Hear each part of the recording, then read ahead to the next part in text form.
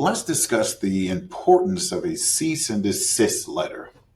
Essentially, this letter is to prevent creditors or collection agencies from contacting you directly by phone at your work or at your residence. Okay.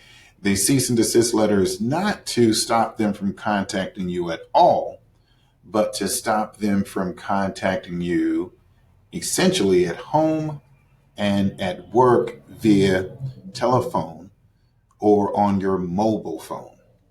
Now, what that does is require that you're then only contacted in writing.